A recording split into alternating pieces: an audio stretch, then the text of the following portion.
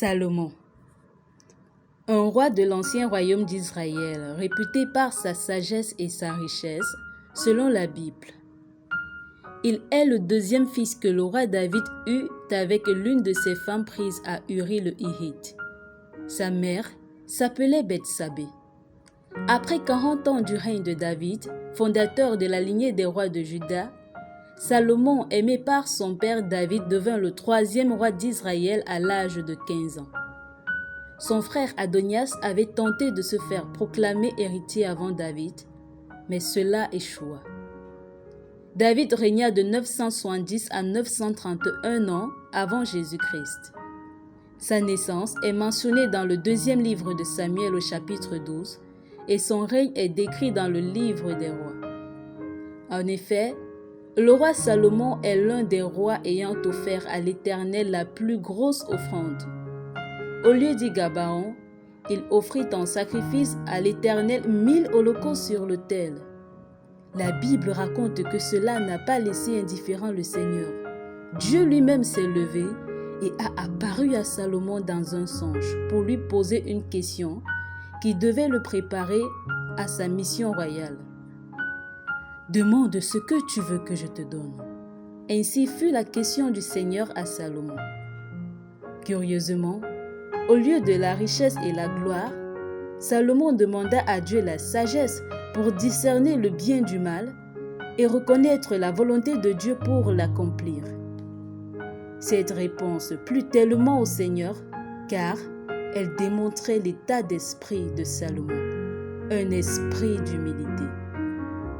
Alors, le Seigneur donna à Salomon non seulement la sagesse, mais aussi en bonus les richesses et la longévité. Sa renommée allait de partout et sa sagesse fut encore brillante après son jugement au sujet d'un différend qui opposait deux femmes de mauvaise vie, ayant chacune donné naissance à un enfant.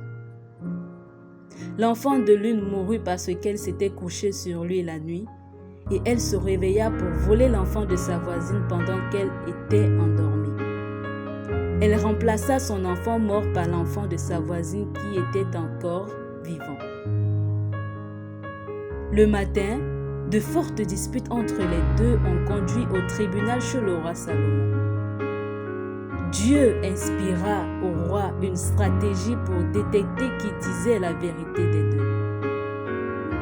Quand le roi Salomon demanda une épée pour égorger l'enfant qui restait en vie, la femme dont le fils était en vie sentit ses entrailles s'émouvoir pour son fils et elle dit au roi: « Ah, mon Seigneur, donnez-lui l'enfant qui vit et ne le faites point mourir. » Par contre, l'autre femme dit d'un cœur méchant: « Il ne sera ni à moi ni à toi.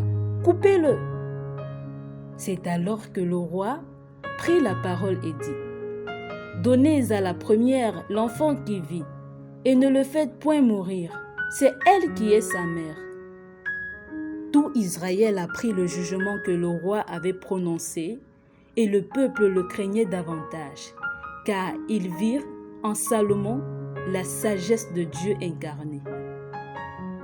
La reine de Séba apprit cela, et elle fut saisie d'une grande admiration à l'endroit du roi Salomon. Elle décida de lui rendre une visite de courtoisie pour apprécier de ses propres yeux ce qu'elle avait entendu sur lui. Elle lui garda beaucoup de présents, mais le roi Salomon lui rendit le double, ou alors plus du double à son retour. Il devenait fort riche, puissant et rempli de sagesse. C'est d'ailleurs lui l'auteur des livres de Proverbes, Cantiques des Cantiques et Ecclésiaste. La plus grande œuvre réalisée par Salomon fut de bâtir la première maison de Dieu, le temple de Jérusalem. Son père David était celui qui voulait le bâtir.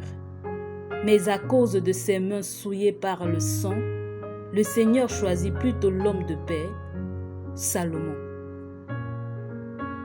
Malheureusement, le roi Salomon va commettre un forfait terrible vers la fin de son règne.